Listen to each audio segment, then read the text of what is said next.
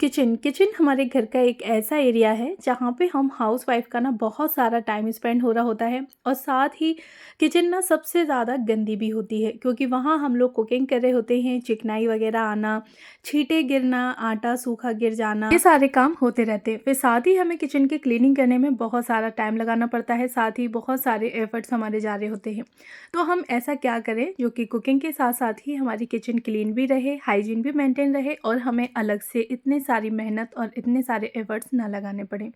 अस्सलाम वालेकुम एवरीवन, कैसे हैं आप सब लोग। उम्मीद करती हूँ कि आप सब लोग बेहतर होंगे, खुशहाल होंगे और मज़े में होंगे। अल्हम्दुलिल्लाह हम लोग भी सभी बेहतर हैं जी। अगर आप लोगों ने अभी तक मेरे चैनल को सब्सक्राइब नहीं किया है तो प्लीज़ मेरे चैनल को ज़रूर सब्सक्राइब कर लें, साथ में बेल आइकन को भी ऑन कर लें जिससे कि मेरी किसी भी वीडियो का नोटिफिकेशन सबसे पहले आप तक पहुँचे। किचन में ना हम हाउस वाइफ का बहुत सारा टाइम जा रहा होता है, साथ ही ना फिर किचन में पूरा घर हमारा इतना गंदा नहीं होता है जितनी कि हमारी किचन गंदी होती है। अच्छा, वहाँ हम लोग कुकिंग कर रहे हैं, खाने पीने की चीज़ें बन रही हैं, तो अगर साफ़ सफाई नहीं रखेंगे तो फिर फ़ायदा ही क्या, हमारी हाइजीन जो है वो बिल्कुल यानी कि बेकार रहेगी, मेंटेन नहीं होगी। हमें लगेगा कि हम घर का खाना खा रहे हैं लेकिन वो खाना खाना नहीं होगा। ऐसा क्या करें जिससे कि हम कुकिंग के साथ साथ ही ना अपनी किचन को क्लीन भी करते रहें और उसकी हाइजीन को मेंटेन रख सकें, हमें अलग से इतना सारा वक्त, इतने सारे एफर्ट्स ना लगाने पड़े जी। तो सबसे पहले बारी आती है कि जितने भी खाने पीने के हम लोगों के झूठे बर्तन होते हैं तो उन्हें एक टाइम से दूसरे टाइम तक ना पड़ा छोड़ें। जितने भी हैं ज़्यादा कम तो आप उन्हें तुरंत के तुरंत वॉश करके रख लें। अक्सर करके ना आप लोग ये वाली टिप नाइट टाइम में ज़रूर फॉलो करें, यानी कि रात भर के लिए झूठे बर्तनों को सिंक में पड़ा हुआ ना छोड़ें। अच्छा, इससे ना हमारी सिंक में जैसे कि कॉकरोच वगैरह, चींटी, इनका भी खतरा रहता है। साथ ही फिर झूठे बर्तन पूरी रात पड़े हैं तो उनमें ना बैक्टीरिया, वायरस जो होते हैं ना वो पनपते रहते हैं। इससे बचने के लिए आप लोग नाइट टाइम में सारे बर्तनों को अच्छे से वॉश करके रखें। अच्छा, बर्तनों को तो वॉश कर ही रहे हैं लेकिन बर्तनों के साथ साथ जिन बर्तन को हम लोग यानी कि स्क्रब जो होते हैं ना बर्तनों को साफ़ करने के, तो उन स्क्रब की भी आप लोग हफ्ते में एक बार अच्छे से गर्म पानी के साथ धो लें या वॉश कर लें, क्योंकि जिनसे हम बर्तन साफ़ कर रहे हैं तो उनका भी साफ़ होना बहुत ज़्यादा ज़रूरी है। महीने से ज़्यादा आप लोग कोई भी स्क्रब यूज़ ना करें। 1 महीने के बाद आप लोग के भले ही स्क्रब अच्छी कंडीशन में है लेकिन फिर भी चेंज कर लें। और हर हफ्ते आप लोग उन्हें गर्म पानी में अच्छे से बॉईल कर लें 2-4 मिनट के लिए और ऐसे ही पड़ा छोड़ दें। फिर जब अच्छे से पानी ठंडा हो जाए तो अपने जितनी भी स्क्रब हैं वो निकाल के अच्छे से सुखा लें, उसके बाद रखें, क्योंकि ना स्क्रब में नमी रहने की वजह से उसमें भी कीटाणु, बैक्टीरिया पनप जाते हैं। इसके साथ ही फिर जहाँ आपने बर्तन धोए यानी कि अपने सिंक एरिया में अपने जितने भी बर्तन वॉश किए हैं, धोए हैं, तो फिर सिंक एरिया को भी तुरंत के तुरंत ही आप लोग क्लीन कर दें। कहने को मेरे पास कोई भी सिंक एरिया नहीं है, मैं किचन के बाहर ही बैठ के अपने जितने भी बर्तन होते हैं उनको वॉश करती हूँ, लेकिन तुरंत यानी कि बर्तनों को वॉश करके उठने के साथ ही ना जितना भी वो एरिया गंदा हुआ होता है अच्छे से सर्फ डाल के धो देती हूँ। जैसे कि अगर कोई बर्तन ज़्यादा चिकने हैं तो सर्फ डाल के अच्छे से उसको क्लीन कर दिया और फिर वाइपर लगा दिया, नहीं तो फिर नॉर्मली मैं पानी से झाड़ू लगा के अच्छे से साफ़ कर देती हूँ, उसके बाद वाइपर लगा देती हूँ। तो इसी तरह से आप लोग अपने सिंक एरिया को तुरंत ही, यानी कि बर्तन तो हमने वॉश करे हैं, सिर्फ 1 मिनट और लगेगा, और सिंक को अच्छे से क्लीन कर दें। उसके बाद ना आपके सिंक में कभी भी जैसे पानी के दाग लग जाते हैं ना, उसकी शिकायत नहीं होगी। अच्छा, फिर ना बारी आती है सब्जियों की। सब्जियां अक्सर मार्केट से आती हैं तो 2 से 3 दिन इसी तरह से थैलियों में ही पड़ी रहती हैं, और 2 से 3 दिन पड़ी रहती हैं और साथ ना जब भी हमें ज़रूरत पड़ती है तो हम लोग थैली में से ही सब्जियां निकाल रहे होते हैं और बना रहे होते हैं। अच्छा, थैली चाहे किचन में पड़ी हो या फिर हमारा कोई भी ऑर्गेनाइज़र है जिसमें हम लोग आलू, लहसुन, प्याज वगैरह रख रहे होते हैं, उसमें थैलियाँ पड़ी हों तो वो देखने में भी गंदी लग रही होती हैं। हम लोग अपनी किचन को कितना भी क्लीन कर लें लेकिन एक साइड पे यानी कि किचन के एक कॉर्नर में ना पॉलीथीन का बहुत सारा ढेर दिख रहा होता है। तो उससे बचने के लिए आप लोग जैसे ही सब्जियां आई हैं तुरंत निकाल के अच्छे से वॉश कर लें। जितनी भी सब्जियां आपको वॉश करके रखनी है वॉश कर लें। जो सब्जियां वॉश नहीं करनी है नॉर्मली तो आप लोग उनको ऐसे ही ऑर्गेनाइज़र में रख दें। अच्छा, नेक्स्ट टाइम के लिए इससे ना हमारा कुकिंग में टाइम भी बच जाता है कि हमें नॉर्मली सब्ज़ी निकालनी है फ्रीज में से और साथ ही बस कटिंग शॉपिंग कर लेनी है। सब्जियों को वॉश करके ऑर्गेनाइज़र में रखने से ना फ्रिज भी हमारा मैसी लुक नहीं देता, एकदम से साफ़ सुथरा दिख रहा होता है। तो यहाँ पे देखिए जितनी भी टमाटर, शिमला मिर्च, हरी मिर्च जो भी थी वो मैंने अच्छे से वॉश कर ली, और वॉश करने के बाद ना मैं इनको ऑर्गेनाइज़र में रख दूँगी। अच्छा, कुछ हरे धनिया आए थे तो हरे धनिया कुछ ख़राब हो गए थे और कुछ ठीक थे, तो जो ख़राब थे मैंने उनको अच्छे से छाँट लिया, उसके बाद ख़राब मैंने उठा के फेंक दिए और हरे धनियों को मैंने कट करके रख लिया। अच्छा, जब भी मुझे सब्ज़ी में डालने होंगे तो बस हरे धनिया निकाल के वॉश करने हैं और सब्ज़ी में डाल देने, वहाँ पे मुझे कटिंग वटिंग कुछ भी नहीं करनी पड़ेगी। सब्जियों को ऑर्गेनाइज़ करने से फ्रिज भी हमारा मेसी लुक नहीं देगा, साथ ही जब हम लोग कुकिंग कर रहे होंगे ना तो हमारा टाइम बच जाएगा। क्योंकि सब्जियां सारी धुली हुई रखी हैं तो बस निकाल के कटिंग शॉपिंग कर लेनी है। हरी धनिया मैंने कटिंग करके रख दिए हैं, तो वहाँ मुझे कटिंग करने की ज़रूरत नहीं है, नॉर्मली निकाल के वॉश करना है और उसके बाद सब्ज़ी में डाल देना है। अच्छा, अगर मैं धनिया यहाँ पर वॉश करके रखती ना तो पानी की वजह से फिर ख़राब हो जाता, तो इसलिए मैंने ऐसे ही कट करके रख दिया है। साथ ही जो भी लहसुन, प्याज, अदरक ये चीज़ें आई हैं ना तो ये भी मैं ऑर्गेनाइज़र में रख दूँगी। अच्छा, जिस ऑर्गेनाइज़र में आप लोग प्याज, लहसुन, अदरक रख रहे होते हैं ना तो उसमें नीचे लाइनर लगा लें, जिससे कि इनके छिलके ना नीचे दूसरे एरिया में यानी कि नीचे फ़र्श को ख़राब ना करें। स्टैंड है तो स्टैंड में भी आप लोग एक लाइनर लगा लें तो फ़र्श बिल्कुल भी गंदा नहीं होगा, वरना छिलके ना नीचे निकल जाते हैं। साथ ही फिर जितनी भी सब्जियां मैंने रखी थी तो बस उठा के फ्रिज में रख दी। फ्रिज भी हमारा एकदम से नीट एंड क्लीन रहेगा, ऑर्गेनाइज रहेगा, देखने में हमें बिल्कुल भी मैसी लुक नहीं देगा। इन टिप्स से ना हम अपनी किचन के काम को तो कम कर ही रहे हैं, साथ ही अपनी किचन को भी क्लीन रख रहे हैं। अच्छा, फिर बारी आती है हमारी किचन को क्लीन यानी कि गैस स्टोव और काउंटर टॉप को क्लीन रखने की। तो जब भी आप लोगों ने कोई भी मील प्रिपेयर की है, चाहे फिर वो छोटी सी हो, बड़ी हो, कैसी भी हो, लेकिन तुरंत के तुरंत आप लोग अपनी गैस स्टोव को, काउंटर टॉप को अच्छे से क्लीन कर दें। अच्छा, जब ये काम हम लोग डेली यानी कि हर मील के बाद कर रहे होते हैं ना तो यहाँ पे सिर्फ हमारा 1 से 2 मिनट जाते हैं। झटपट से हमारी किचन ना क्लीन हो जाती है, साफ़ सुथरी हो जाती है।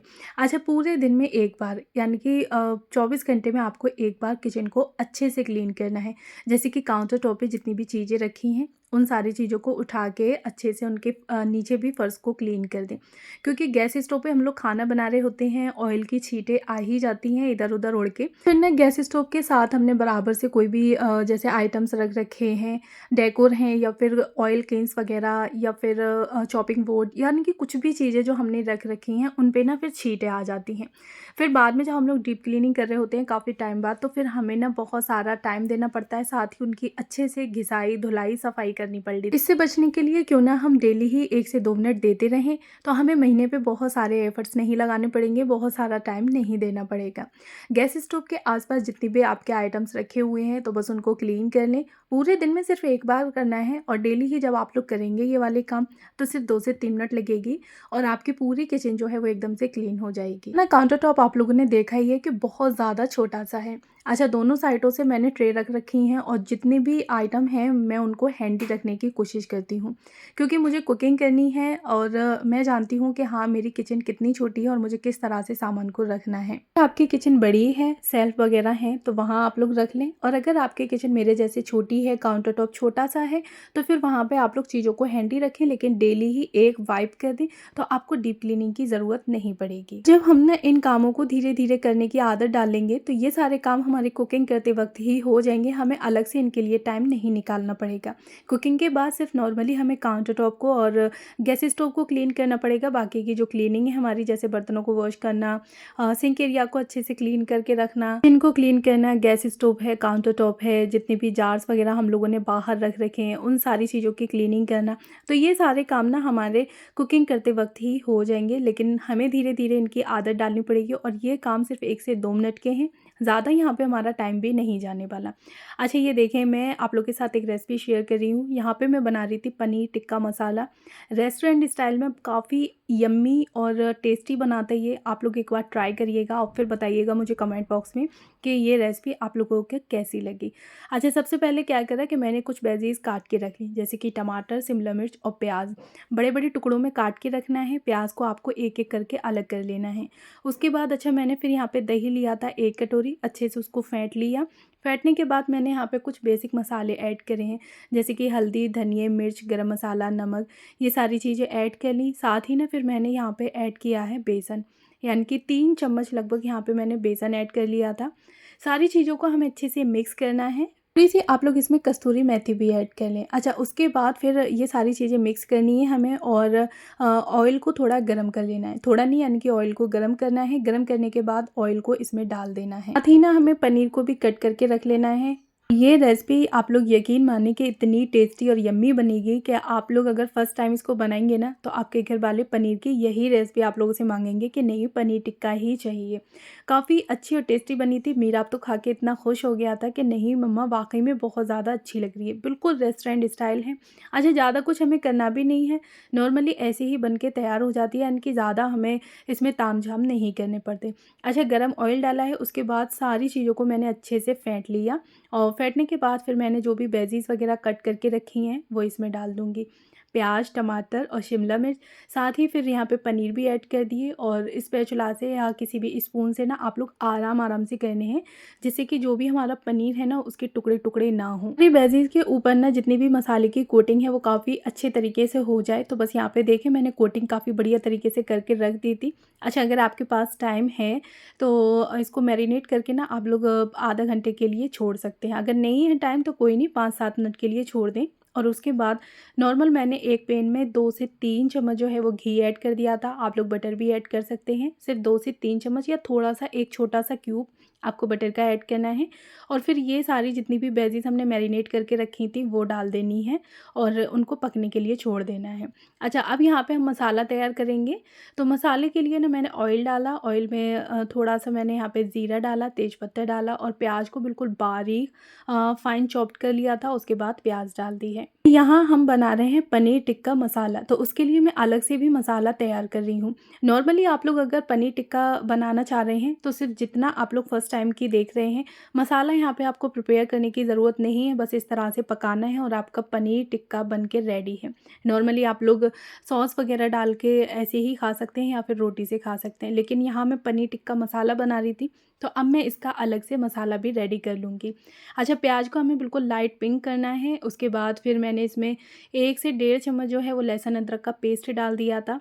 साथ ही फिर मैंने 2 टमाटर की प्यूरी डाली है और थोड़े-थोड़े मैं इसमें बेसिक मसाले और ऐड कर दूँगी। हल्दी, धनिये, मिर्ची, नमक, ये सारी चीज़ें ऐड करके अच्छे से मसाले को हमें भून लेना है। और साथ ही ना अब हमारी जितनी भी वेजीज़ थी वो अच्छे से तैयार हो चुकी है, यानी कि देखें ऑयल छोड़ दिया है वेजीज़ ने सारी। जितने भी मसाले इसमें पड़े थे, दही, बेसन, सारी चीज़ें भुन गई हैं, ऑयल सेपरेट हो गया है, तो अब हम उठा के इसको इस मसाले में ऐड कर देंगे। और अगर आपको पनीर टिक्का मसाला यानी कि मसाले की रेसिपी नहीं बनानी है तो नॉर्मली आप लोग एज़ इट इज़ रख सकते हैं।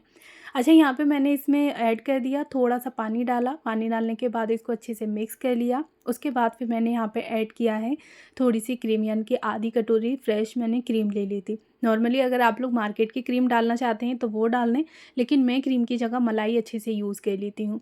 तो बस आधी कटोरी मलाई ली, अच्छे से उसको फेंट लिया, उसके बाद फिर मैंने इसकी ऊपर डाल दिया, यानी कि जब पानी डाल के अच्छे से बॉयल आ गया था ना, उसके बाद फिर मैंने यहाँ पे क्रीम ऐड की है। क्रीम को भी 2 से 3 मिनट इसको मैंने पका लिया। उसके बाद यहाँ पे गरम मसाला ऐड कर दिया, थोड़ी-सी मैं कस्तूरी मेथी ऊपर से और ऐड कर दूँगी जिससे कि इसका फ्लेवर और टेस्ट काफ़ी इन्हेंस हो। बस हमारी एकदम से रिच एंड क्रीमी जो पनीर टिक्का मसाला है वो सब्ज़ी बन के रेडी हो गई। अच्छा इसको ना फिर आप लोग पूरी के साथ, रोटी के साथ या फिर तंदूर के साथ, जैसे आप लोग खाना चाहें, यानी कि नान जो बोलते हैं ना उसके साथ ले सकते हैं और काफ़ी अच्छी सैलेड वगैरह कट करके रख लें, काफ़ी बढ़िया आप लोगों को लगेगी। इस रेसिपी को यानी कि पनीर टिक्का मसाला की रेसिपी को आप लोग ट्राई करें और फिर मुझे कमेंट बॉक्स में बताएं ज़रूर कि ये रेसिपी आप लोगों को कैसी लगी थी। अच्छा उसके बाद ना फिर बच्चों की फरमाइश थी कि हमें पूड़ी के साथ खानी है, तो यहाँ पे मैं फटाफट से ऑयल डाला कढ़ाई में और पूड़ी बनाने के लिए लग गई थी। अच्छा कैसा लगा मेरा आज का ब्लॉग आप लोगों को, और साथ ही किचन को क्लीन रखने के टिप्स आप लोगों को कैसे लगे तो मुझे कमेंट बॉक्स में बताइएगा ज़रूर। और अगर अभी तक आप लोग मेरे चैनल को सब्सक्राइब नहीं किए हैं तो प्लीज़ मेरे चैनल को सब्सक्राइब कर लें, साथ में बेल आइकन को भी ऑन कर लें। अच्छा ऐसे ही प्यारे प्यारे कमेंट आप लोग मेरे साथ भेजते रहें। लोगों के ना कमेंट्स पढ़ के मुझे काफ़ी खुशी हो रही होती है और साथ ही अच्छा भी लगता है कि आप लोगों की दुआएं मेरे साथ हैं। हूँ नेक्स्ट वीडियो में।